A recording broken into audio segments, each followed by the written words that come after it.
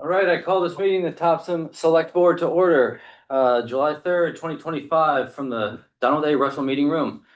Would you all please stand with me for the Pledge of Allegiance? I pledge allegiance to the flag of the United States of America and to the republic for which it stands, one nation, under God, indivisible, with liberty and justice for all. Okay. I'm not planning on doing this tonight, so should be fun. Let's do a roll call, if you would. Ryan Holmes. Here. Marie Brilliant. Not excused. Matt Callahan, sorry. Roland Tufts. Not excused. And Matt Nixon. Present. Oh wait, I did just get a text message, hold on. Nope, not from him. Okay, town manager's report, if you would. Sure. Final permits are almost in hand, and we're expecting construction to start on the Tedford Road culvert replacement in the next 2 to 3 weeks. The road will be closed at the culvert once construction begins until October. Highland Green has graciously allowed Audubon Way to be used as a detour for the homes that are north of the culvert. We will be grading Audubon Way prior to its opening as a detour. A few years ago, we initiated an Employee of the Year award. The award's namesake and first recipient was longtime EMS Director Mike Labby. Trent Sweeney of the transfer station is our honoree this year. Trent is a very dependable employee and willing to do whatever it takes to keep the transfer station operating smoothly. You may notice that the town website has had an upgrade. Thank you to Parks and Recreation Director Pam Leduc, who liaisoned with our website company to make it happen. Finally, happy 4th of July. All non-emergency town facilities will be closed tomorrow. Thank you, Mark. Any questions for the town manager? All right, moving on. Board and committee reports. We have none. Public comment. Of course, you'll be also able to comment during individual agenda items as well, should you so desire. All right, correspondence. Anything? Is that a yes? Nada. Yes. I got an email from, hold on. From Yvette Mariner about supporting the battery storage facility. Very good. All right, adjustments to the agenda. I did see one oddity in there. I think it was a typo. There was about, I think it was the first agenda item on 2551. Before it's talking about putting the boat out to bid. It's not this meeting. Yeah. It'll be next meeting. Yeah. All right, cool. Okay, let's see. Adjustments to the agenda, check. Consent calendar, approval of the minutes of the regular select board meeting, June 19th, 2025. I make a motion to accept the minutes as presented. Moved. Seconded. Moved and seconded, all in favor? Guess we have no choice. I know. You can just sit quiet and let everybody else take. Oh, thanks, Mark. You know what, I'll go get my own. Oh, that's fine. Don't do that. All right, so next up, we have a public hearing. We are going to be talking about increasing the fee for compacted mixed solid waste. That's great. From $125 per ton to $210 per ton, and from 24 yards to 30 yards for uncompacted bulk mixed solid waste. So how this works is I'll hit the gavel, we'll open the public hearing, receive comment from the public, and then close comment, and we will take a vote on whether or not to pass 2551. So here we go. Public hearing's open. Any comments from the crowd? Ed, you got nothing to say? All right. Anything from the board before we close? All right, closing the public hearing. Okay, discussion. No comment. No comments. Wow, this is easy with 3 people, huh? So we entertain a motion for 25-51. Yes, I make a motion to increase the fee for compacted mixed solid waste from $125 per ton to $210 per ton, and from $24 a yard to $30 a yard for uncompacted bulk mixed solid waste. Second. All right, all in favor? All right, unanimous. Very good. 25-52, another public hearing on whether to issue a liquor license for Wild Duck Restaurant located at 144 Village Drive, Topsham, to Pig and Green LLC. So we'll do this exact same thing. I'm going to open up the public hearing. It's now open. Is someone from? Yes, come on up. Evening. Evening. My name is Amanda Bernier and I'm an officer from Hayden Green LLC. And we are seeking a liquor license. And I will answer any questions you may have. Very good. I have a list of standard boilerplate questions, but before we go into that, do you guys have any thoughts or comments? I have a copy of their application, so I have all the details already. Very good. Okay, so we know the location. The expected start date is, refresh my memory. It was supposed to be June 1st.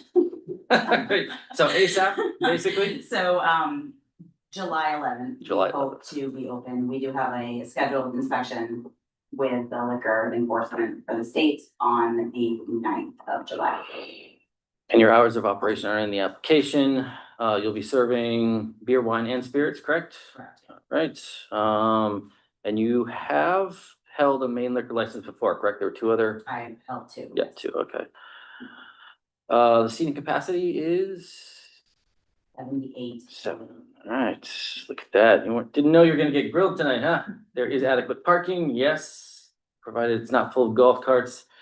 We do have all the appropriate letters from the town at this point, from fire, police, and codes. I believe that's it. That's it. Yeah. That's it. Perfect. We'll close the public hearing and hopefully take a vote. Thank you. All right. Closing the hearing. Any other thoughts from the board before we vote? All right, how about a motion? I would like to make it. To issue a liquor license for Wild Duck Restaurant located at 144 Village Drive, Topsham, to Pig and Green LLC. Seconded. Moved and seconded, all in favor? Very good. Let me just finish this real quick. So, new business. Need me to put Topsham in there? Okay. 25-53, consideration and any appropriate action on whether to instruct the town manager and staff to work with Mission Clean Energy on a proposed grid scale battery storage facility and develop amendments to current ordinances, propose new ordinances, and financial details for further consideration by this board. Actually, I'll start first. Go right ahead. So Mission Clean Energy has been working with the Bisson Farm, and they are considering putting a battery storage facility at that location. Under our current ordinances, it wouldn't be allowed, so we need to change the zoning to make it happen. We also might want to consider an ordinance that would deal with battery storage facilities. Also might want to consider financial arrangements, whether it be a TIF or a community benefit agreement. So what we're looking for tonight is to hear some details on what's being proposed. Mission Clean Energy has a representative here as well as more in line. They can address what their industry does, what they're looking for. They also have someone that's a fire expert that can address what they do to mitigate risks of that type of thing. And we've got Andy Bisson here from the Bisson Farm as well. So I'll now turn it over to Emma from Mission Clean Energy.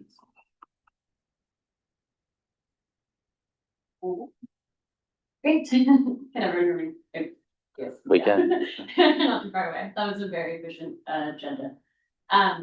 Yeah, first I just want to say thank you so much for putting us on our agenda, especially to the town manager. I know it's organizing with us and getting everyone together, but happy we can make it. And yeah, so my name is Emma Riley. I'm a development manager at Mission Clean Energy. I'm joined here remotely by my team, our permitting manager, Ken Frazier, and also our director of permitting, John Ryman, as well as co-founder of the Energy Storage Response Group, ESRG, Paul Rogers, who is a retired former lieutenant, New York City Fire, with the New York City Fire Department. He's a co-author of the New York City Fire Code for Best Installation. He also represents the fire service on the NFPA 855 Best Installations Committee, and he'll have kind of a short presentation after I go through our project slides, just to talk a little bit more about fire safety and answer any questions that anybody has on that. All right, without further ado, so I'll jump in and share a little bit about our company as a whole. So we're a national utility scale solar and battery energy storage developer. We have projects throughout the country, mostly early stage, similar to like, that we're here today to talk about in Maine. I see projects in California, or coming from, as well as the Southwest and New England. So yeah, a little bit about what a battery energy storage system is and what it does. This is what they look like, generally too fancy, they essentially look like regular storage containers. And they function very similar to what we think of when we think of batteries. They store energy, but these ones are interconnected to the larger grid. So in this case, through CMP's utility service territory. They essentially store power when there is excess energy produced, and then they're able to dispatch energy when during periods of peak demand, because of course power demand fluctuates throughout the day and even more seasonally over here. So there are a few solar projects in town that I'm sure folks are aware of, and so which is great clean energy resource, but of course it doesn't work all the time if the sun isn't shining. And so batteries really help extend the life of those existing projects and just help extend the life of the existing infrastructure by taking up that excess energy, soaking it in during the day when those farms are producing a lot, and then being able to dispatch them, you know, when more and more people are coming home after work, more and more people are plugging in their cars, turning on lights, air conditioning, and there's those spikes in energy demand. Batteries are really helpful to balance that supply and demand fluctuation throughout the time and prevent brownouts and blackouts from occurring, which have become increasingly an issue across the country, but especially here. They also are helpful because they help keep energy costs low, because a more stable grid means fewer demand shocks in terms of electricity pricing as well. There are about 6.5 megawatts of planned BESS projects in the state of Maine currently, and there's a 175 megawatt project, which is pretty similar to what we're proposing that some folks might be familiar with in Gorham. It's currently going into construction. Great. This is just a little peek under the hood of what's inside those storage containers. So at the cell level, really looks like a battery that you'd expect to see in like your remote control of your TV. Anyone had those before? And then those cells are combined into these modules. Those modules are put into these racks. They're kind of stacked with drawers. And they're all using the industry high standard of safety, but I'm gonna let Paul speak more about that, if there are questions about that at the end of the presentation. But that's essentially what they look like on the inside. All right, more about this project specifically. So this is a 300 megawatt battery energy storage system. It's located on about 33 acres of privately owned land on the Bison farm. The site access would come off of Meadow Road, and the point of interconnection is the CMP power line. It's the 345 kV line that runs right adjacent to our project site. And these are some of the benefits I want to highlight, and we'll talk about them more in a later slide. But we would expect up to $7.5 million in shelter tax revenue. So that's revenue that goes directly to the town over the lifetime of the project. Grid reliability, of course, we are interconnecting to this large kind of main artery to the CMP transmission system, but it does mean direct benefits to the town in terms of grid stability, again, prevention of blackouts and brownouts. And while during the operation in the lifetime of the project, they're very low maintenance. They won't cause any traffic. During the operating life, maybe every 6 months, one person will come by to make sure everything is running smoothly, inspect the batteries, but there will be a good amount of job creation during the construction period, which is 12 to 18 months. And we estimate about over 100 construction jobs during that period. Yeah, I would say, you know, unlike certain other projects, we are really precise in terms of where we site these types of developments. We really take kind of a surgical approach to siting, and that's because there are a lot of factors that make these projects work. Key one is just the access to key utility infrastructure, so that power line has the capacity for this kind of project. And we'll get into the site plan as well, but you know, making sure it's set back residents in terms of site and sound, and then of course the proximity to the expected load growth, so meaning the increased energy demand from industrial and commercial uses that are coming from downstream of our point of interconnection. So this is a very preliminary design that we have here, and you can see all of the thing I want to highlight here is just all the battery energy storage systems over on the western parcel here. And you'll see this clear on another slide, but they're really set back from any nearby residences. We would keep all of that forested coverage areas just on the site today. And of course, this is probably the peak season when things are very leafy, so it's of course impossible to see them this time of year, but we would keep all of that kind of tree coverage there. And then the switch yard would be on the eastern porch parcel, kind of on the other side of the distribution line corridor. And the access would come off of Meadow Road, which is just up to the east. Great, so we did some preliminary sound modeling here, and the batteries themselves are silent, but they do come equipped with HVAC systems, so those make a little bit of noise. And so we really strategically placed that noisy component or potentially noise producing component of the project on that parcel that is furthest away from any kind of sound receptors being residences. And you can see we successfully keep all of the noise levels down to really, really low levels. So this is like, you can see, it's kind of hard to read on the screen, but I don't know if you can see my mouse, but these would be all the closest residences, and we're in the 38, 37 decibel range, which is really, you can think of that as like inside of a library. And for comparison, the Gorham project, I believe, met all of the local requirements for sound, and those requirements were, I think, 60 decibels during nighttime and 70 during the day. And you can see we're far below those levels in its current configuration. So yeah, just a summary of kind of those benefits. Battery energy storage systems, they're really low maintenance, simple design, they contribute to keeping energy costs low, they generate potentially significant tax revenue to the town, create jobs during construction, and it's really low impact compared to other types of development, right? The actual project footprint size, like our total project footprint is 33 acres, but even a smaller portion that would actually have the infrastructure on it. And again, our designs are very preliminary, so we really are trying to optimize the site as much as possible for the most efficient land use. Okay, this is what I wanted to get at. So this figure, I think some people had questions on when we sent over the slides. This figure is actually based on the comparable project in Gorham, Maine. They created a tax incremental financing district for their project.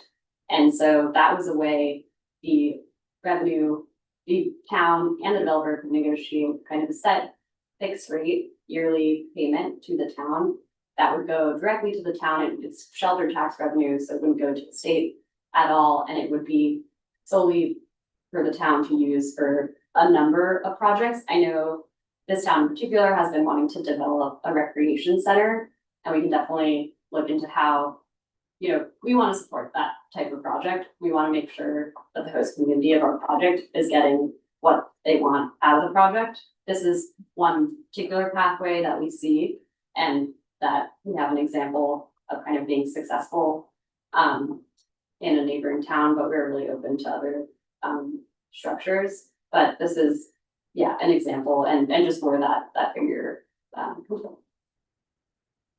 Right, this is just the overall project schedule. So we're in the development phase, 2 to 5 years.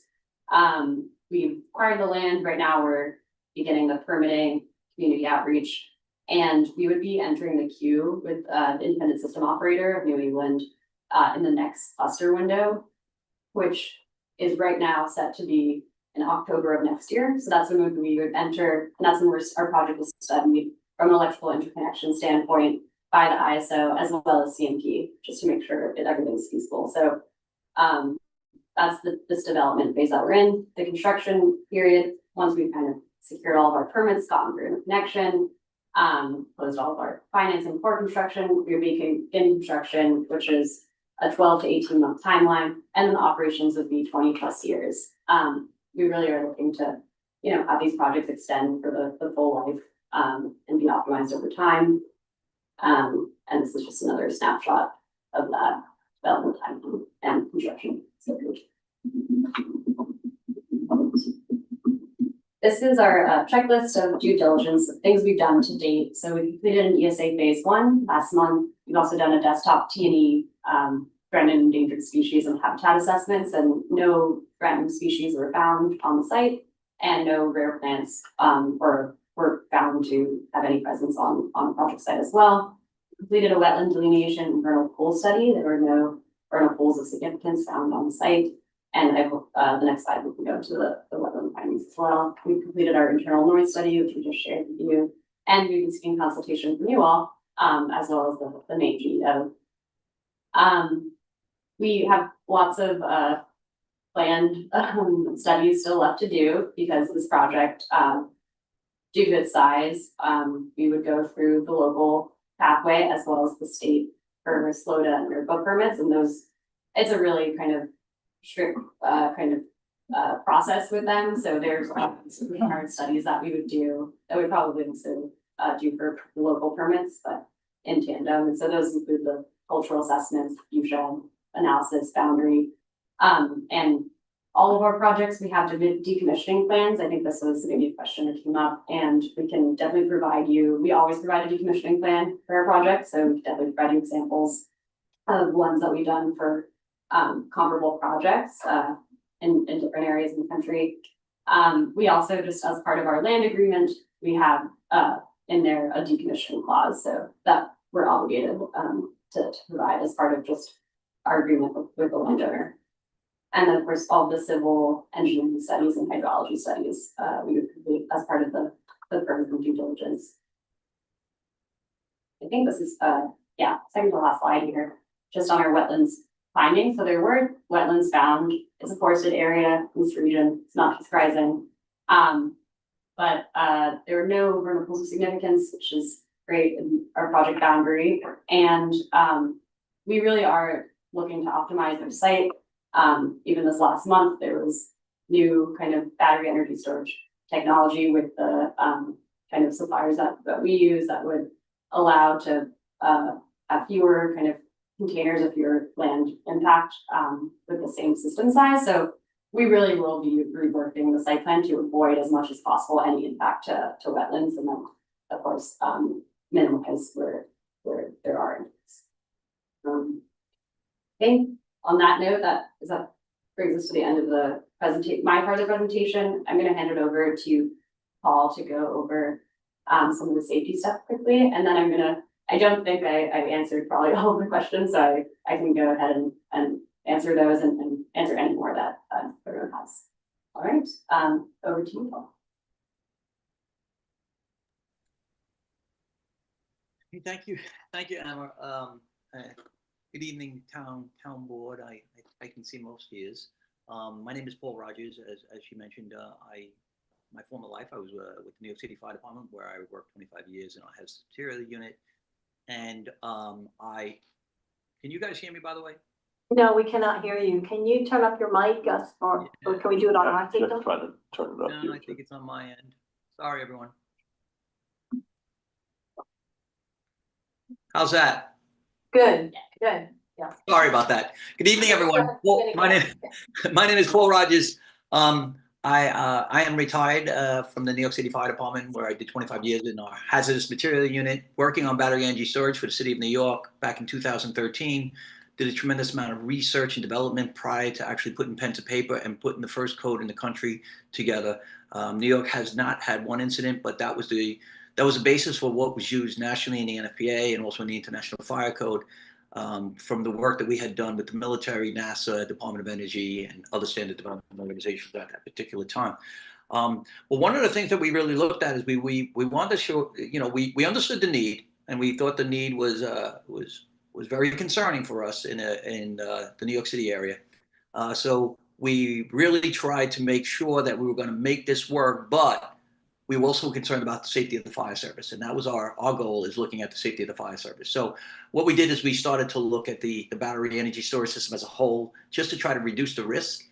We wanted to take a look at what type of, how did we actually reduce risk? We looked at some active monitoring that they had called a battery management system, which is constantly looking at the state of health of the battery. If something were to go south in the battery itself go outside the parameters of its normal operation, the battery can actually shut down.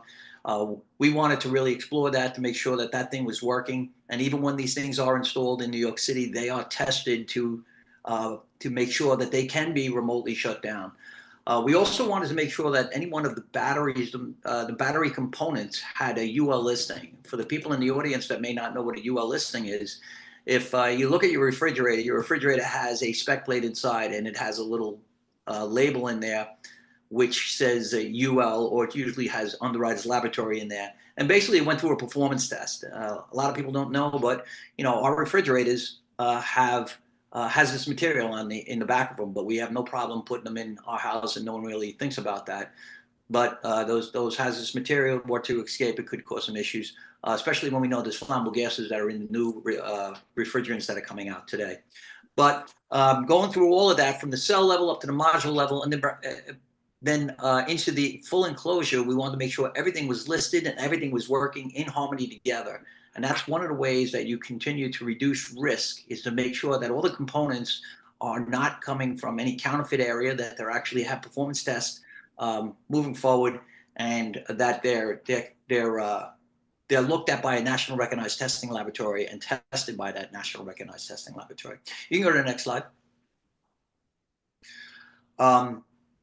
The other big thing that we were concerned about, and this was adopted nationally, and this is for any battery energy storage system that's going to be coming into your area, we wanted to make sure that if this thing were to fail, so we didn't even feel comfortable with that. We wanted to know the results of a failure. So if you can see on the slide there, it says large-scale fire testing. This is an anomaly to do something like that. Very, very costly, but each manufacturer has to do this. They have to put their systems into failure, and they want to know the results of it. At first, they just wanted to take, the cell and get the data from the cell, and they extrapolate it. But the code committee did not feel that that was right, and they made them do the UL 95 destructive testing, which means that they have to fail, these $1 million pieces of equipment and show the results to the local jurisdiction to show that if there was an event that takes place, it would not leave the actual cabinet itself. And if you remember, the first slide that Emma had up was a picture of a cabinet. So that's compartmentation. We usually have cabinets that are aligned to each other. And the goal was to make sure that if there was an event, that cabinet would, the event would stay right within the cabinet itself, and it wouldn't spread outside the cabinet.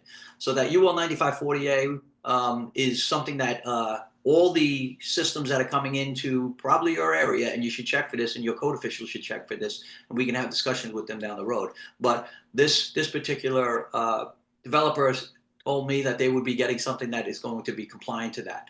And as she mentioned before, these are some of the listings that are below it, the UL 1741. And I won't get into deep dive on any of this stuff, but you can just see there's other listings that are subcomponents of those listings too.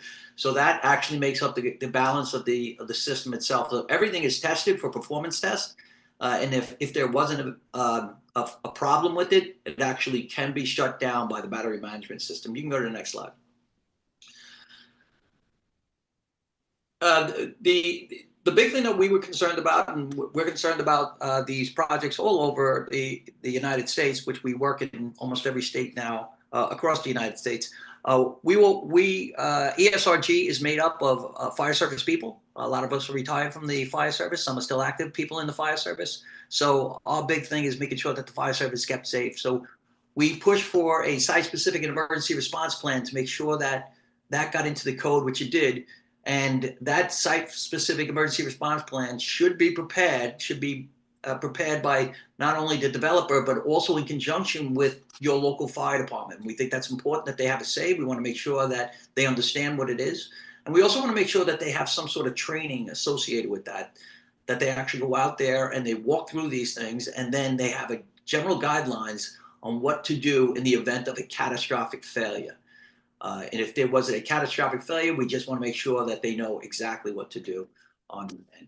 But the regulatory infrastructure as a whole right now is in very good shape. As I mentioned in the beginning, So we have significantly reduced any type of failures in the United States by 98%. That statistic comes from the Electric Power Research Institute, also known as EPRI, and that is online if you want to take a look at that. They document every single failure that has taken place in not only in the United States, but around the world.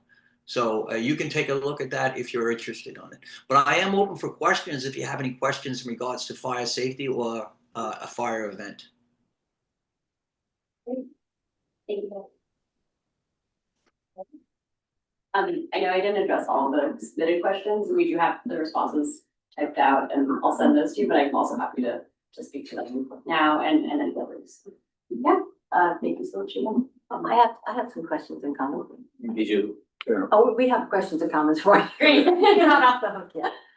I appreciate the report on fire hazards, but this chemical exposure, environmental concerns, regulatory compliance issues, economic risks, associated. So I looked up some information to do my own due diligence, and I picked up a document from Baker Engineering and Risk Consultants, and they were talking about how BESS has had at least 16 incidents worldwide of fires, explosions, all kinds of things across the world.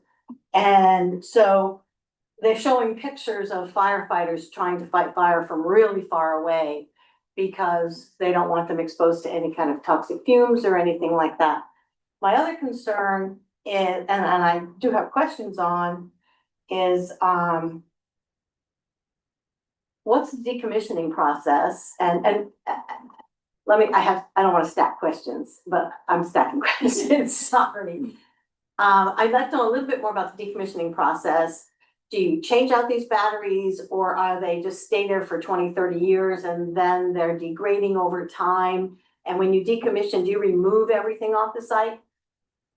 And then you go ahead. I can answer that, or yeah, in reverse order, I guess, or I can start to answer it and then I can also let by remote joiners add in. But yeah, we're obligated to essentially restore the site to its original conditions after the lifetime of the project. And of course, we want to extend the life of the project, but it's really just for whatever the terms are in the agreement once it's in construction, which is 20 years, they can up to 30. But at the end of the life, the decommissioning plan would be to fully remove and all the equipment restored back to its original state. But I can let Ethan maybe articulate. Show it in there. Thank you. Yeah, I can chime in a bit more on that topic. Can everybody hear me all right? Yes. Yeah. Okay.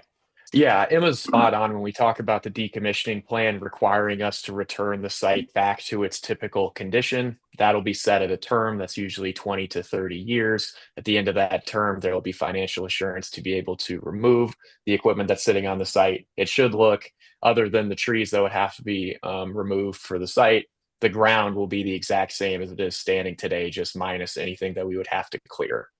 On your other questions about what happens during kind of the lifespan of the batteries, do we swap equipment out? What happens when they degrade? And again, it's a great thing to bring up, and what we all probably know from using our general phones or other appliances that have batteries, they do get weaker over time. What starts as being able to preserve 100% of energy will drop that percentage. And we're right now looking at about every 6 to 8, maybe 6 to 10 years, those batteries will degrade to a point where either we're not getting as much efficiency out of them. That's really the main reason. But also, if there was any sort of kind of maintenance reason to swap batteries out from either a fire risk or a safety perspective, that's something that we would be doing periodically. And the way that we know when batteries should be swapped out is because all of the batteries included within the system, down to the cell level, not even just those modules of all the cells put together, but just those individual one battery cells, the efficiency of those, the quality of those is assessed daily 24/7 by an emergency management system. So if we're losing power, things are getting less efficient, or if there's any sort of safety concern, we'll know that remotely and we'll be able to either, if it's a significant concern, de-energize that system and get somebody out immediately to maintain that, swap those cells out, address whatever the concern is, and fix that individual container up. Or if it's more of kind of a standard maintenance, we're seeing it tick down, but it's not something that needs to be sprinted out immediately. Those cells can sit in there fine for a period of time, and then we'll schedule some maintenance to come out and swap those out. And it's one of the benefits of having kind of decentralized containerized systems is what Emma was depicting previously. All the containers will have doors that you can access from the outside. This is important from a safety aspect where nobody has to go into the systems if there's any sort of emergency, so they're not enterable, but also just to make maintenance and monitoring and any sort of fixing up easier. You don't have to go in. Somebody can pretty simply open the door on the outside, swap out a rack, swap in a new one. And that's something that should be happening, not weekly, not daily, but would probably be happening periodically over the life of the project. So we'll definitely be swapping out faulty or inefficient cells and getting new ones in addition to cleaning everything up on the back end. In one of the incidents. And then I guess Paul, oh, yep, sorry. That's all right. In one of the incidents, they were talking about having to use a robot to open the door so that no one would be at risk. Is that something that happens often? Yeah. Paul, I'll defer to you. Yeah, that was Chandler. I was actually called on that incident. That system that was actually built in Chandler was put in before the codes were mature. They did not have any ventilation system at that particular time, so the gases were actually being accumulated on the inside of the building itself. This is not going to be a building. This is going to be a cabinet. But the cabinets also will have some sort of purge to pull out any gases that may collect on the inside of it. So without having that purge fan inside the building itself, you have it's basically, think of putting a whole bunch of propane into a house, and you have an arc. You could have an explosion as a result of that because the gases weren't being pulled out to make sure it's too lean to burn. They used a robot in that situation. So that was a good call. I was involved in that, and that's the way they handle it, and I commend them on how they did that. I do want to go back, and I want to talk a little bit about the toxic fumes that someone brought up. Is that okay with the town board? Sure, please do. Yeah, great. So first of all, during any charging and discharging, during normal operations, there is no toxic fumes that come out. But if there was a failure event, there could be toxic gases that come out, right? And they could go on fire. So those products of combustion that are out there that come out, we looked at the products of combustion and we tried to align it with a structural fire. And what we did is we saw similarities between a structural fire and what we see with the products of combustion of a cabinet fire event that takes place. There are toxic fire, there are toxic gases that come out of a structure fire too. But there's about 996 structure fires a day. We don't see them on television all over the place. But if there's the battery energy storage system, which we don't have one a day, that is getting national news when we do have an incident that takes place. So we felt pretty comfortable, again, going back to my roots in the New York City Fire Department, that we can handle these things. But what we did is anytime there's no life safety involved, because there's no one that can get into these cabinets, we're going to take a defensive stance. We're not going to push into the smoke and expose ourselves unnecessarily into any type of smoke. You're going to take a defensive stance. You're going to use the reach of the stream, and you're going to try to knock down any smoke or anything like that. I also want to talk a little bit about the NYSERDA and the New York State Fire Safety Working Group, because they did some ground sample, water sample, and air samples during three events that actually took place within the New York State area. And those results are online. Everything I'm talking about right now is online that you can do your own. And there were no harmful impacts discovered at all toward the humans at all. But that is all documented. It's online. It was done by the New York State Department of Environmental Conservation along with an outside agency. So there was a second party that came in, or a third party, I should say, that came in to actually do that. So that's just a little bit about the toxic gases. Hopefully that was what you were asking about.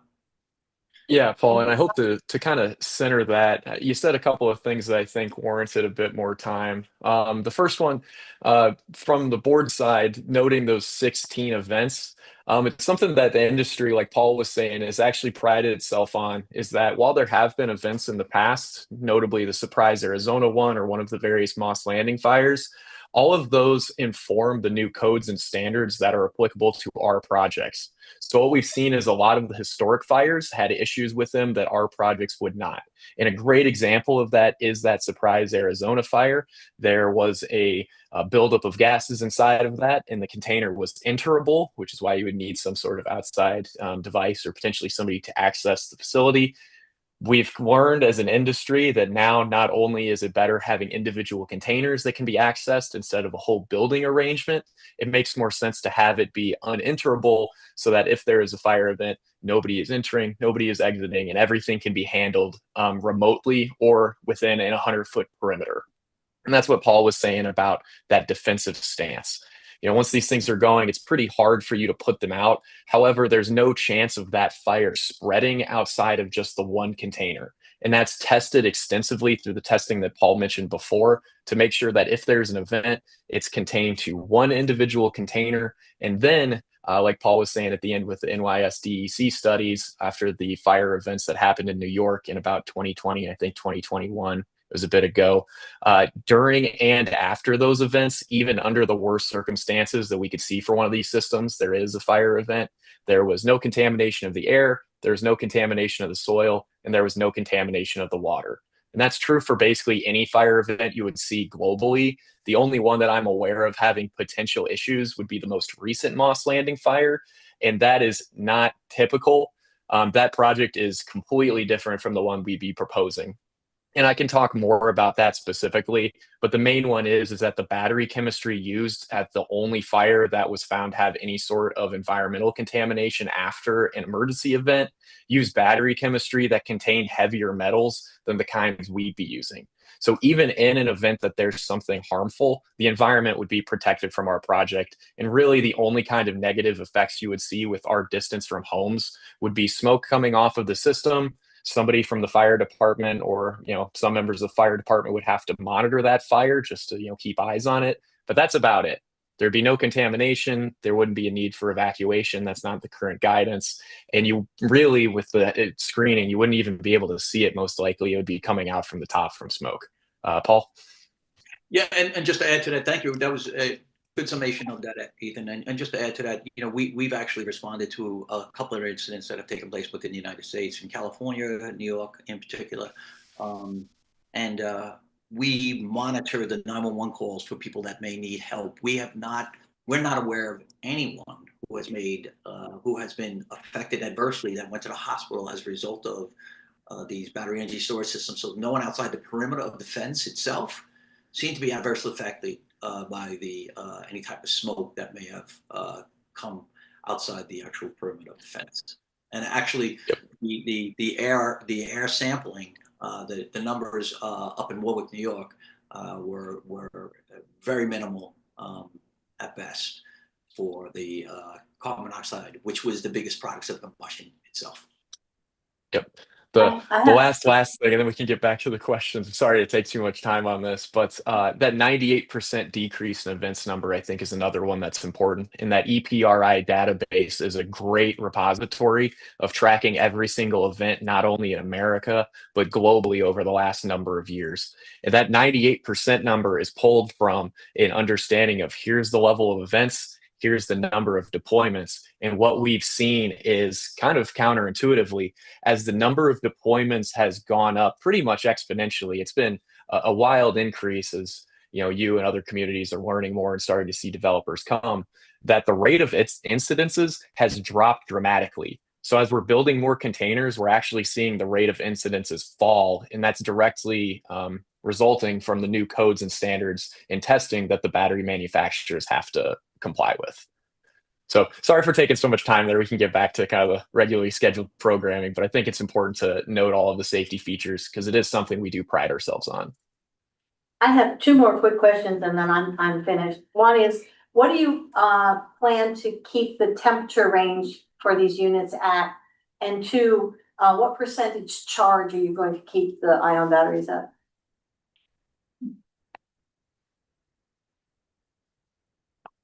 I think for that first question, Paul, I'd be great to take that one in terms of temperature.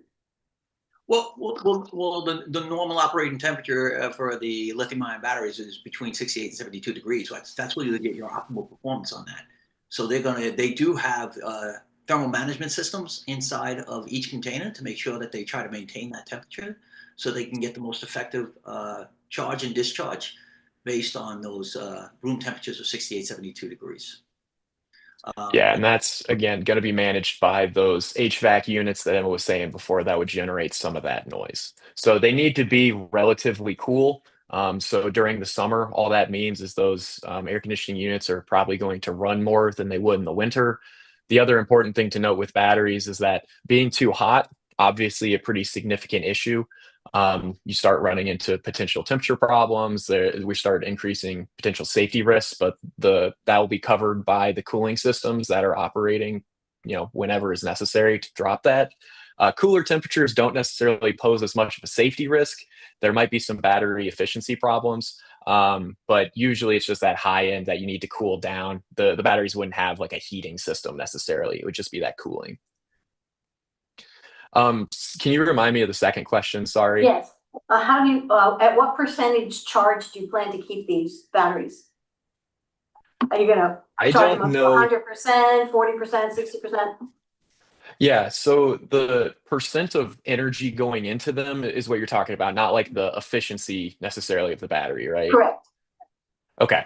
Yeah, and that's entirely dependent on the grid. Emma, you can correct me if I'm wrong here, but once the energy system is connected to the public power grid, the utility essentially runs it. Not to say that the utility would own the project, but the utility would be able to decide, when power would be coming in and when power would be going off, and that would be written in under I don't know if it's power purchase agreement necessarily here, but some sort of agreement with the utility that would allow us to take power from the public power grid and then provide it back. So it's hard to say because it's a little bit dependent on capacity needs. If there's more power needed, then we're discharging more. So it might not always be at that 100%, but I believe that's the arrangement. Emma, am I getting that one right? Yeah, that's essentially, we'd be entering like a tolling agreement with the utility, and then those interconnection studies I mentioned with the ISO would actually be where we get a better understanding of the operating schedule for BESS. But like Ethan said, it depends on the fluctuations of power demand and supply. We can also get you a more comprehensive answer to that. And I don't have any other questions. Ryan, you had some? Do have some. I'll start with the first one that I just thought of while you guys were talking. If each of these self-contained units have their own HVAC systems, can somebody highlight what kind of power draw that would have and where that power would come from? And is it coming from the lines? Is it coming from the battery storage? And is that part of a cost analysis as to how the benefit happens to the end user? right, like there are some like actual electrical usages of the project itself that it would draw on. And I believe those would be being drawn from a grid, but I also Yeah. I think technically it could come from both, but usually you're not trying to kind of cannibalize your own power. So it would likely just be pulled from that public power grid that we're already interconnected to. And it would be a drastically lower amount of energy usage than would be able to be provided by the system. So I'm pretty sure that pull for us is nominal. It's not something that's a major part of any kind of calculations or strategizing that we have for the systems, but it would be something that we would be taking from the grid most likely. And how much does each of these containers, how much energy will they be able to hold, each container? At the container level, I think I can get you that. I'm just thinking, if you have a container, I don't know how big they are, I don't know how much energy they hold, but I know they get Yeah. hot. And you gotta have an HVAC system for this small container, if it's like a shipping container size, to keep it all cold. What's the difference in energy use that we would be looking at for each container size is basically what I was looking for. Only because Yeah. if there's a power failure in or an HVAC system failure and temperatures rise, how are we controlling that temperature if there's a failure on the HVAC system side of things? Yeah, so I can take kind of two bits of that. I'll start with what is probably not the most satisfying, but the easier answer is the containers are generally about a megawatt each. So with the 300 megawatt system, there's about 300 containers. Now that's not one to one. It differs a little bit based on what battery storage container manufacturer you go with. Some might be a little bit lower than that. Some might be a little bit more. Also, who's to say that, when we actually go construct or source these, maybe that's shifted a little bit, but it's generally around 1 megawatt each. So that's per container. On your second question about what happens when the HVAC unit goes down or potentially goes down, it kind of depends on whether there's a pressing electrical risk there. So if the HVAC system goes down, it's in the heat of summer, it's 105 degrees out, or I don't know if it gets that hot up where you guys are, but where I'm at, there's a chance. We have those extreme temperatures.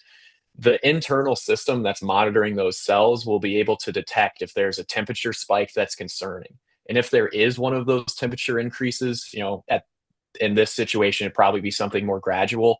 That system can then be de-energized, which would allow for no energy is then coming into the system, so we're not increasing the chance that there's a problem there.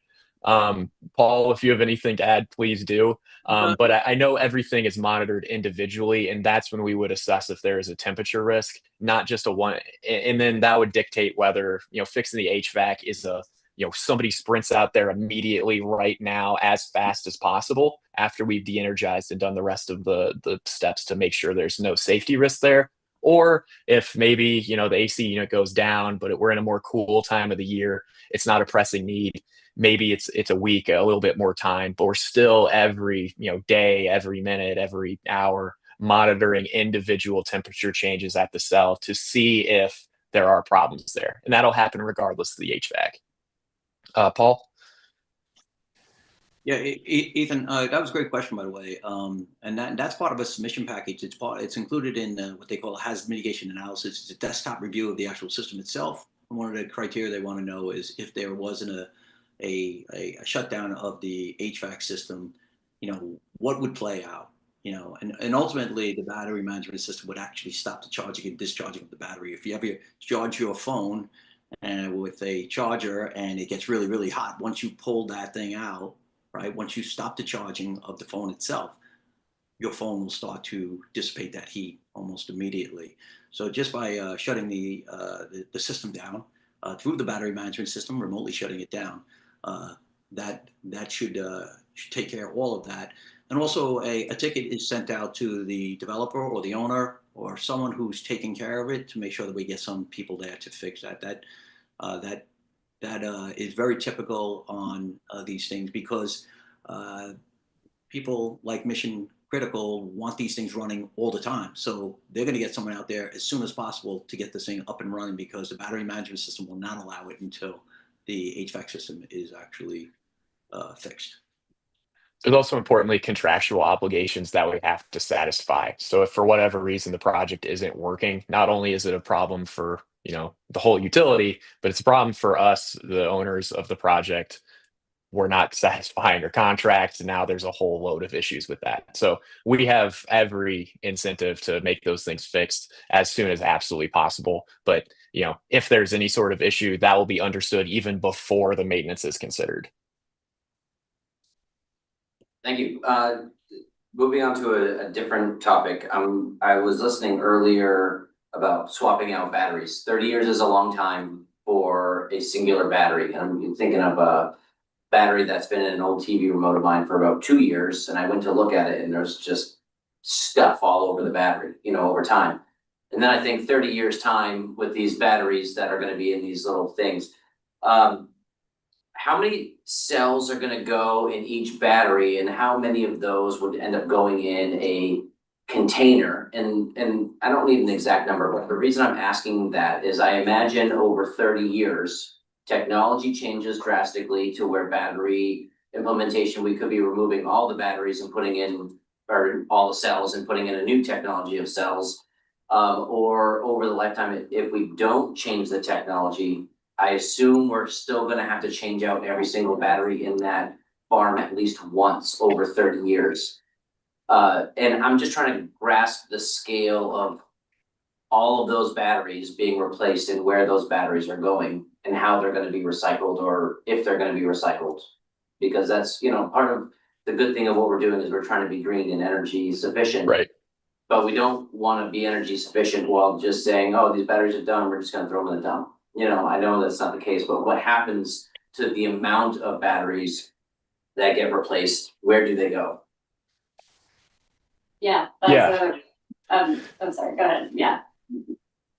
Um, Emma, I don't know if you know off the top of your head what the total amount of individual cells would be. I know it's, you know, thousands and thousands and thousands. Yeah. It's a sizable amount, and it's a fantastic question you're asking about, you know, what do we do with these? And I think even tied to that, how often are we swapping them out? And I think in terms of that, it's a bit hard to consider it at the cell level, and it's a bit easier to consider it at the module level. And that's still kind of the middle. It's going to be like a tray, kind of like a printer. You know, you would put in a stack of papers. It resembles that a little bit. Those are going to be swapped out, you know, at most, again, kind of 6 to 10 years is about when we're seeing some modules, but could be sooner than that if it's necessary. And we'd be able to test that again remotely, seeing the efficiency changes. And the other important thing to know with these battery cells is that, you know, over the course of the day, there's a chance that it's not, you know, 100% and then zero. It's not a full pull. It might be, you know, 75% drops to 20, drops to 30, drops to, you know, 10, drops or goes to 90. So there's a chance that some of those cells just aren't being used as much as other ones, which means they'll degrade less, you know, quickly. So there's not a wholesale swap out. It's more going to be at that module level if it's necessary. So that's kind of the first bit. The second bit on what do we do with those, I'll say, spent modules and all the cells in there. And there's a handful of different ways that we're viewing it. The first is that there is battery recycling that's available in America. It's not as robust as you would see with kind of just general scrap metal recycling, but it is something that, if you think, you know, economically wise, if there's now going to be this exploding battery energy, there's this huge battery market, there now is a growing growing recycling market to address that demand. So if we're getting more batteries, we're going to see a similar gain in battery recycling, which is what we're seeing right now. So first and foremost, if we have a chance to recycle these, that's what we're going to jump on. It's easier for us. You might get a little bit of money back from that. It makes the most sense also of being a green company doing renewable technologies. The second thing that we could potentially do is that the battery cells themselves, because they're held to a higher standard when they go into our projects, even if they might, you know, not be suitable for our project as a battery storage system, those battery cells will still likely have some sort of life that could be used for other resources. So we've already started seeing people that are taking spent batteries from battery storage projects or kind of other more industrial commercial uses, and then either putting those together or using individual cells for usually less important kind of just general recreational or personal uses. Again, something that we're expecting to grow as more people kind of latch onto that in like industry in that market.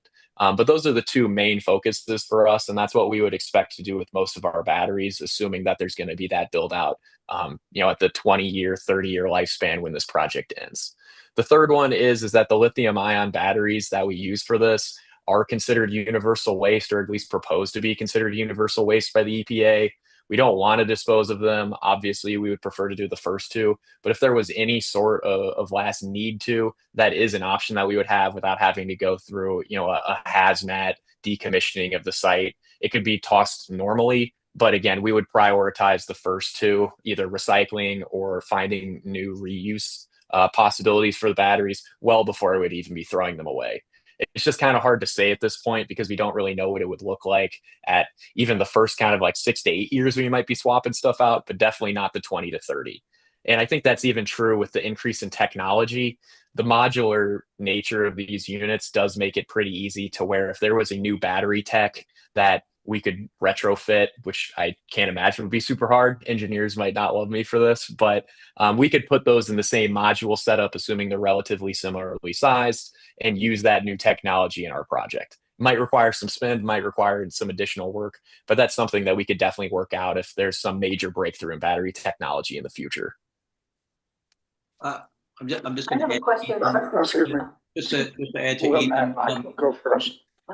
just to add to Matt, Ethan, that is required by the code to document all repairs and replacements for like-in-kind replacements. So it's a documentation that they have to report to the local jurisdiction, that being the fire marshal at that particular time, for any repair and replacement. So it's already covered in the code. Another good question by the committee.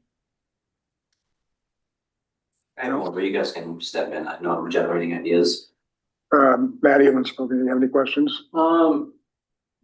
In your, one of your early slides, you mentioned like government energy office. They're not regulatory. What role do they have to play in this at all? Yeah, so that actually addresses one of the questions you submitted earlier about who our potential intended customer would be, which is hard to say at this point, especially because BESS at the scale is relatively new in the state. But historically, we've seen procurement cycles through the Maine GEO for solar, and so that's something we'd expect. So we're just seeing if there's interest in that. So far, all those conversations have been really positive, especially because Maine has such ambitious kind of storage specific targets. So that's where we would expect to see a procurement for this kind of project going forward. So that's the reason why we consulted with them. Yeah. I'm pretty familiar with battery storage, so I've got comments, but questions, let's do those first. Matt, do you have anything else? I have one more question. And then There was a slide when Paul was talking about some of the risks and fire suppression.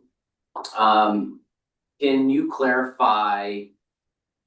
And I should say this, I think all of these are really great ideas, but to make the informed decision, we really have to dive into this risk mitigation. But there's a piece to fire suppression, and I'm curious, if a fire were to break out in one of the modules and we say they're contained, do you just let them burn out and all of that goes wherever with the ventilation systems? Or do you have an actual fire suppressant that's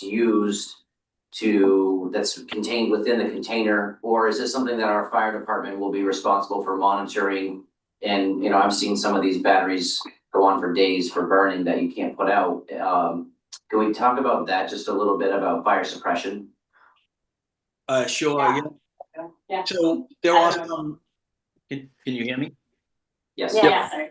Yeah, and we have in there fire suppression, and this whole slide is based on all battery chemistry. So the lithium ion does not have anything that is going to put it out completely. So this is the reason for 9548. The whole reason for that large scale fire testing is to show that we do not have spread. It's what they call a propagation, anti-propagation test, UL 9548. And we want to make sure that because we don't have suppression, that we're not going to actually leave the box. In most cases on these battery energy storage system, they are actually keeping it within the module. If you don't know what a module is, a group of cells make a module, a group of modules make a rack, a group of rack makes the full container itself. But they're doing a great job on actually trying to keep the heat and manage the heat within the actual module itself, so it doesn't even propagate outside the module. So with that being said, fire suppression, most likely you're not going to see them inside the containers themselves. If you used any type of what they call clean agents, we have not seen data to show that a clean agent will actually suppress a battery fire. It could suppress the balance of a system. For instance, if there was a wire that was having a problem and smoldering, it could work on that, so that you may find some of them with that and you may find some of them without it. It's a double-edged sword. A lot of people now are just taking them out of there because they don't feel that they're effective uses for any type of agent, clean agent, or aerosol suppression inside the container itself. Yeah, in some of our conversations in other jurisdictions, the only time that we've heard, fire being used for anything in relation to battery storage container fires would be if there's some sort of windy condition or some sort of reason or extreme heat where maybe you would apply water to the top of an adjacent container to just reinforce that that wouldn't be propagating. It'll be fine because the testing says it's fine anyway, but it gives some people peace of mind doing that. But yeah, like Paul said, water should not be going onto an active container. It really wouldn't do anything. Yeah, and Sorry. that will come with training for the fire department, and whether they are going to actually use the water. And I would actually have the committee look at we did a root cause analysis for an event that took place in Australia, where we saw there's one. I'd rather you go to this one. There's one that took place in what they call Elkhorn, California, it was called. And we can send that to you, by the way. But that system designed, it went on fire, completely burned out, and that was a successful failure. There was nothing, it did not leave the box itself. That system was removed out of there. Within 6 weeks, it was removed and replaced, and the whole battery energy storage system installation as a whole was working again, because they shut down everything to make sure that everything was, they were checking things out to make sure that there was no other systems that were affected. But what we did notice is we looked at the battery management systems that looks at heat in the adjoining containers to see if that heat transfer was actually going to each one of those adjoining battery cabinets. And we saw that they did not. That heat transfer was not there. I think it went up maybe 1 or 2 degrees Celsius. I have to go back to the report and take a look at that. But we did go into the battery management system as part of the root cause analysis to find out whether that heat transfer was going in there. So in essence, the battery energy storage system was like an oven, where it kept the heat pretty much intact in the actual container itself. We can send that report to you if you'd like to read it, the Elkhorn report, and we can comment more on it if you'd like. Yeah, the very last thing that I wanted to note there is in an event, thinking of this project gets installed, there's a potential fire at one of our containers, which again should not happen. The risk is extremely low, but if it does, we can't put the fire out. It's being monitored. You will see the smoke. We can't do anything about that. However, the toxicity of that smoke dissipates extremely rapidly. And that defensive stance that Paul referred to before with the firefighters is about 100 feet. Really, anything exceeding that 100 feet, you're totally fine. There's not going to be chemicals. There's not going to be trouble breathing. There's not really going to be, maybe a slight smell, but that would be true if there was just a house fire that would be somewhere in the area that would probably burn similarly. So there's not a safety or health risk to anybody in that event. It would just still be isolated to you. You might see the smoke, but that's about it. And Ethan, I just want to go back to make sure that if the fire service goes there, they are expected to wear their full personal protective equipment, all their bunker gear and their SCBA. They should not have that removed, just like they would use in any structure fire. Right. Emma, question. You have one more, right? I just have one more. Yeah. This is not regarding safety at all. It's about, your report said that you're gonna have 150 construction jobs and that the construction portion is gonna take 12 months, but tonight you said 12 to 18 months. Are you planning to use local contractors, local people, or do you bring a team from other places that are used to doing this? That our goal would definitely to be support the local economy, and sometimes in California, a lot of our projects actually are obligated to use a local workforce through some kind of agreement, so that's certainly an option. Yeah, this time I wouldn't be able to guarantee that every single person would be coming to Topsham, but that's definitely something to prioritize. That's a priority of the town. I had actually one more point on the suppressants. It kind of seems counterintuitive. Why wouldn't you include those in the storage systems? But like Paul was saying, they're actually seen as not very effective, and also you're just, a lot of those are chemical suppressants, and so you're just adding kind of chemicals, and that's a larger issue. And if the real goal is just supposed to keep it contained, not to propagate, which is what they do. So yeah, sorry. Thank you very much, Emma. Thank you, gentlemen, as well. I have one question. Please. I'm not asking you to reveal anything proprietary, but can you give me an overview of your security plan? So essentially keeping unauthorized parties from accessing the facility.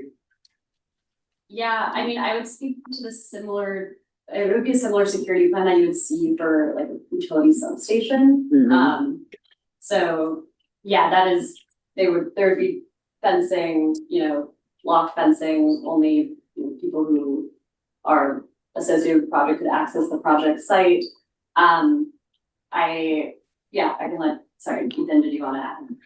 Yeah, I can chime in a little Let's bit. say cameras and things like that. Yeah. Perimeter checks. Exactly, yeah. If you just imagine a substation, you're going to have a fence. It will probably have a Knox box or some sort of way that if there's an emergency, somebody could get in through that fence, but anybody else would be prevented if they're not a first responder. And then it's kind of case by case on what's desired by the local, government or local utility. But yeah, a level of cameras, maybe there's motion sensor lighting, but would be downcast, so it's not, shooting into the sky. Those are all things that we've done typically. The fence is mandatory, but the other ones we have explored options of either having cameras if it's necessary, lighting if it's necessary. All of those are things that could be considered. Have there been any instances of one of these facilities being sabotaged? Not to my knowledge. I haven't seen anything, whether in form of cyber attack, direct attack. I've been asked before if people, driving through rural areas would just shoot at them. But other than that, I haven't seen any kind of evidence or documentation anywhere where these have been the target of an attack. If you want to do damage, you go up to the substation. Excuse me? If you want to do damage, you go up to the substation. This is chump change. It's true, it's the backup. Yeah. And they're designed to be resilient, so it's kind of tough. Yeah, go ahead. Emma, I'll ask a couple of the questions. You covered most of the ones we sent you in advance, but does Mission Clean Energy expect to run this facility itself, or do you get the permits and then sell those to someone else?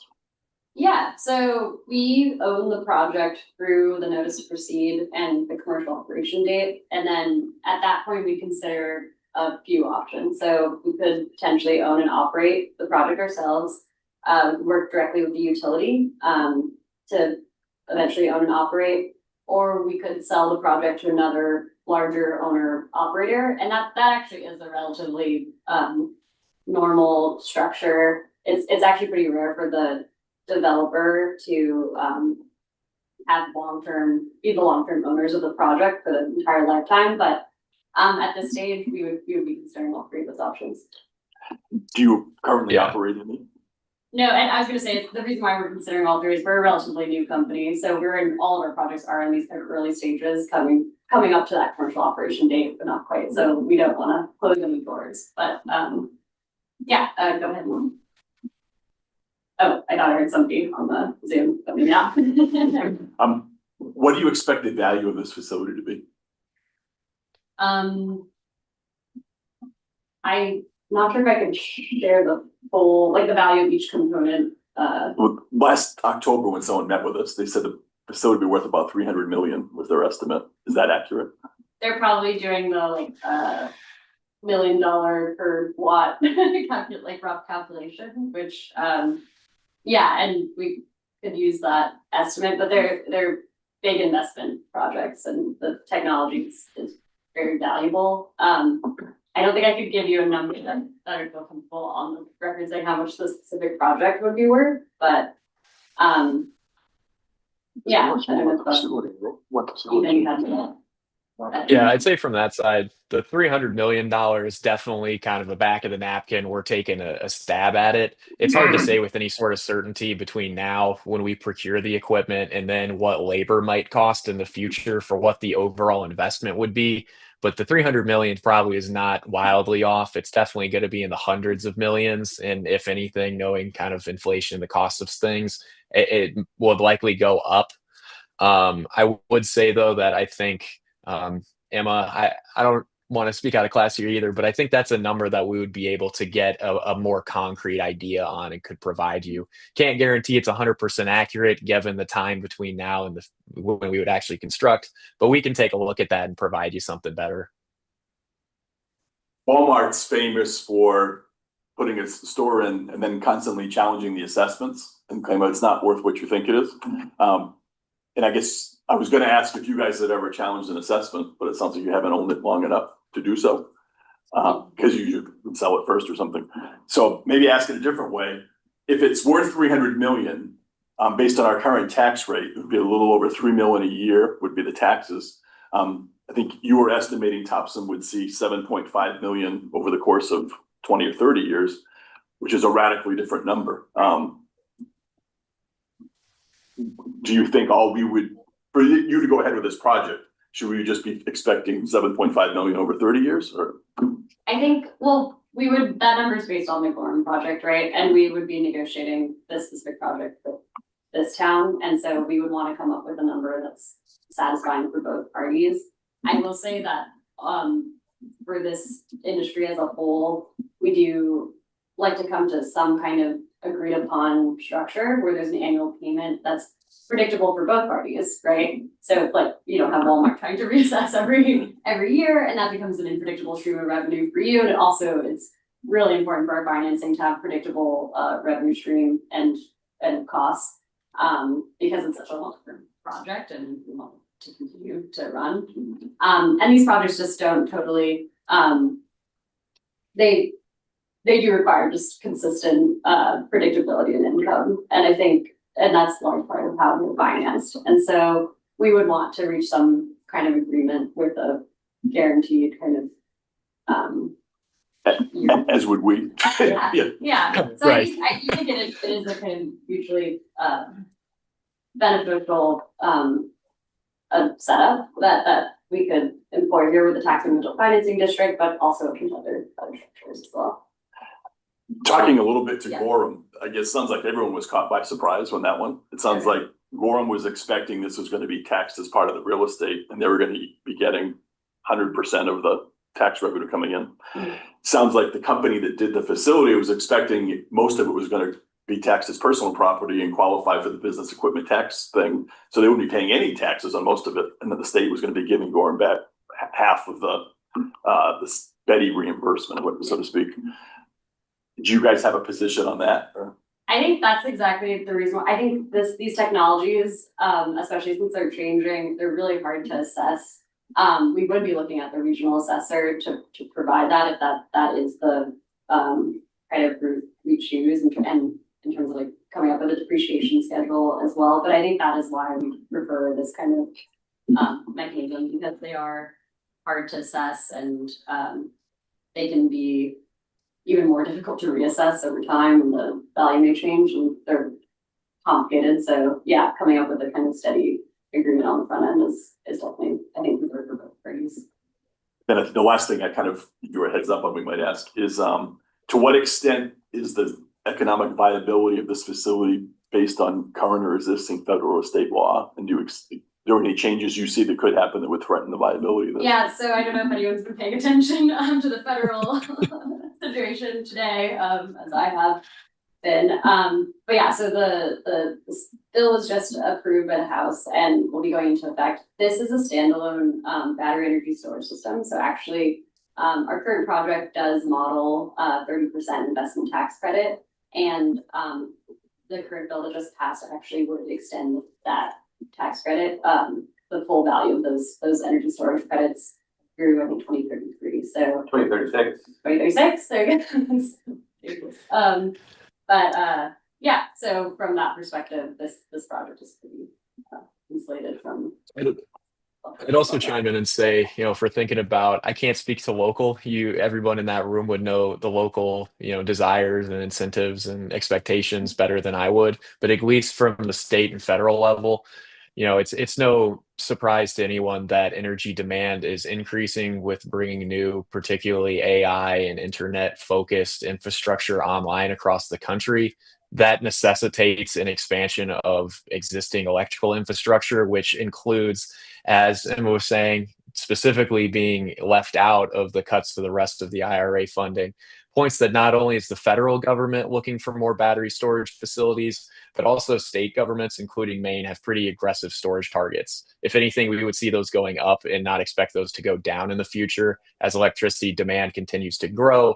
And there's still kind of a lackluster build out of these projects over a lot of the country. So we're not really seeing the same wave of new battery projects to meet the wave of new electrical demand.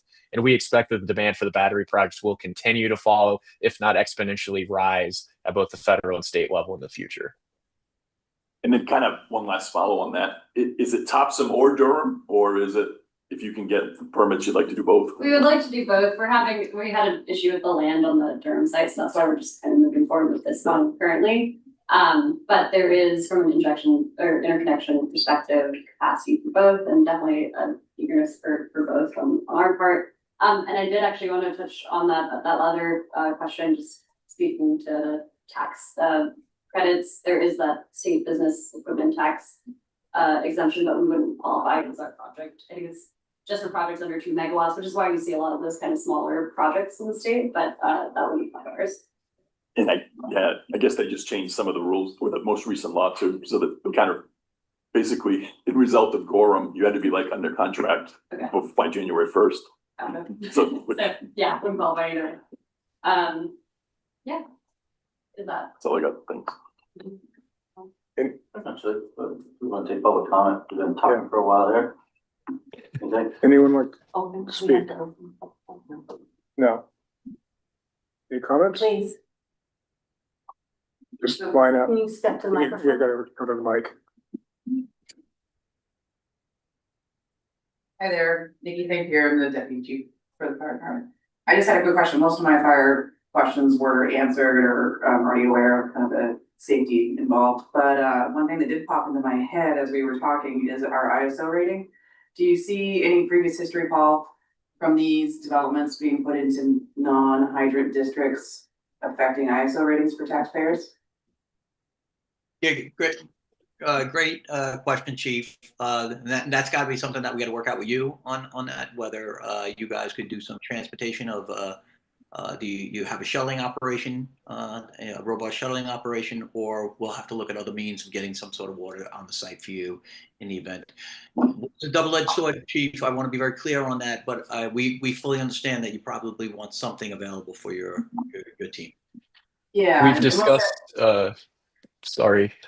We've discussed tanked options in some places. Obviously, some people would like hydrant access or potential other options, but those are things that we've discussed with other fire departments in other jurisdictions. And then it just becomes a discussion of sizing. You know, how much water do you want? Given again what Paul was saying, that there's not a necessary need to have water on there, but it is something we could consider and could potentially provide, and it's something we've done other places. I know the area that this is being proposed is hydrants are not going to be available in this area. It's physically does not go to that side of the highway. I'm just curious how insurance companies have responded to these type of developments being placed in rural areas where, you know, theoretically if there's thermal runaway and the need for water in their minds is there, is that going to affect our taxpayers? The rating for us and their insurance rates for our rural residents. Chief, the insurance companies are, I think the insurance companies are more concerned about the indoor installation as opposed to the outdoor installations. We've had some talks with them. And they were also aware of the UL testing, that 9540A, that large scale fire testing. They're comfortable with that on their end. Yeah, we haven't seen anything come outside the perimeter of the fence at all in any fire that may have taken place. Even there was one in Warwick that I would, I can talk to you off about that, but that one, nothing left the fence, nothing left the perimeter of the fence at all. And that was surrounded by a lot of brush and weeds and other things that, may be concerned for you on your end. And I guess in the terms of brush and weeds, is the inside of the facility maintained to minimize the amount of potential wildfire? That's in the code, Chief. They're required to maintain good housekeeping around the actual battery energy storage system. No brush or vegetation should be in that general area at all. And there's a distance that they require, but we can go back even further if need be. Thank you.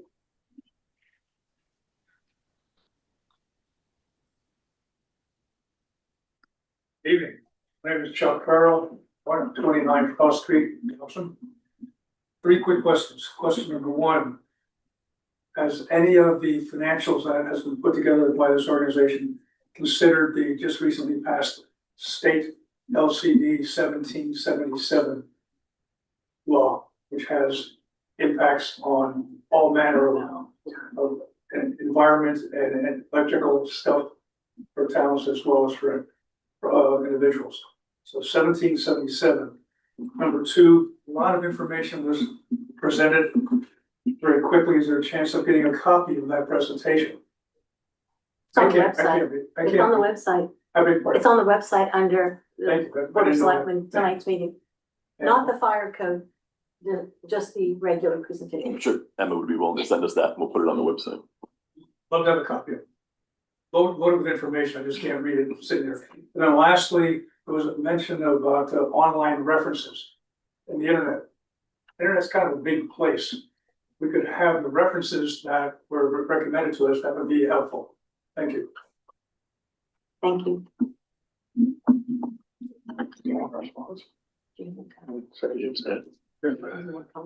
Yeah. There's more comments. I took the questions down, so I have them, so we can follow up at the end. Thanks. Nick Watley from 3 Watley Farm Road, Topsham. I just have maybe kind of a dumb question. What's your revenue stream? How do you you're gonna spend 100 to 300 million in maintaining, how do you pay for that?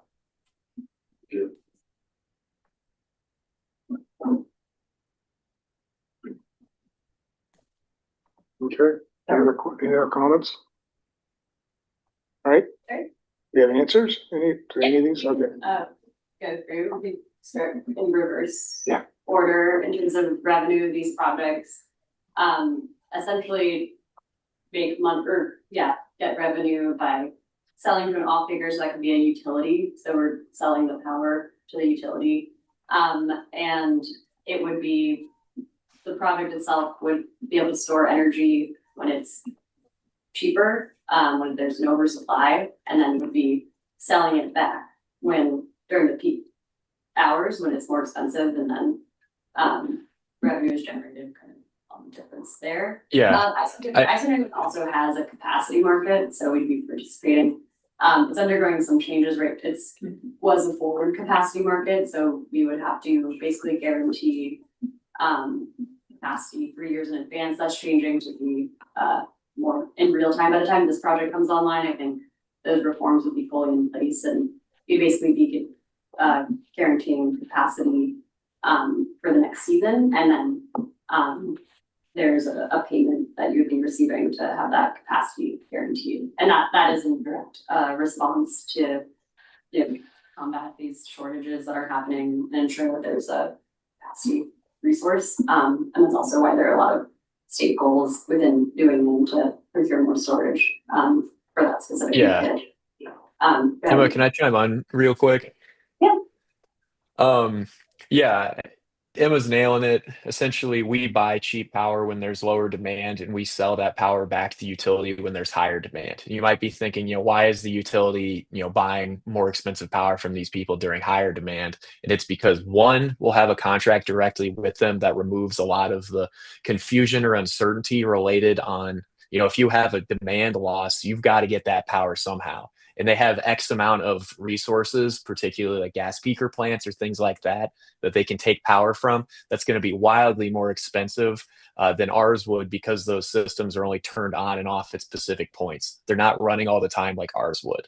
So that's how the arrangement works. All of that is contracted directly with the utility, and it's a benefit to utility by not only making things more apparent, straightforward, and efficient, but also it means that they're saving money, and then in turn, the taxpayers and the ratepayers could hypothetically be saving money by not only paying for additional expensive power from potentially gas peaker plants, but also it means that you don't have to spend money on transmission line upgrades or interconnection upgrades or run more lines, which are also expensive and raise costs for taxpayers and ratepayers. So wanted to make sure that part's in there, because I know sometimes people can get confused and we say we just buy low demand power cheaper and then sell higher demand power. There's a larger reason why that's valuable and why utilities are actually looking at these as cost saving devices instead of new expenses. So sorry, Emma, for cutting you off there. Yeah, I wanted to get that in. And that's an excellent question. I mean, there's such capital intensive projects that it doesn't make a lot of sense. And it is just because the project lifetime, it takes a while to actually start generating, getting out of the red for these projects, but it's just because they're such long-term projects and consistent revenue stream through these contracts that Ethan is describing. But yeah, it was a really good question. Other questions? Got some comments, if I could. All right, so you guys all know me as a fishmonger. In previous life, I worked in energy siting development in the state, and I still moonlight part-time with a large firm. Unfortunately, not the one that I saw on your slides. They do energy permitting. So I still permit a number of projects. I'm working on one in South Carolina right now. I'm working on one in South Brooklyn, and I'm also working on one in Jersey.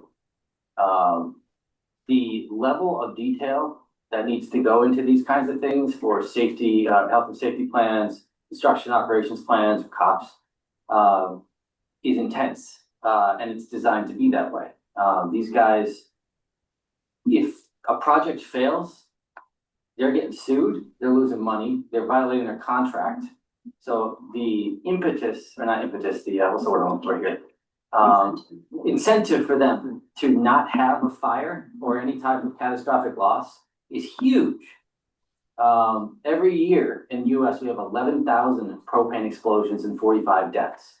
If we're talking about 16 in the US over what, a decade? I mean, that's pretty impressive. I think Wyman Station or my refrigerator is more likely to blow up based on that safety record than one of these things. I don't like the fact that it can burn uncontrolled. I'm not a huge fan of that. But we also have some folks in this town who crush things and start fires because they don't empty the tanks and they're full of propane. How long did Warumbo burn when that was on fire? The Centralia, Pennsylvania, fantastic example. Coal mine, it's been burning since 1962.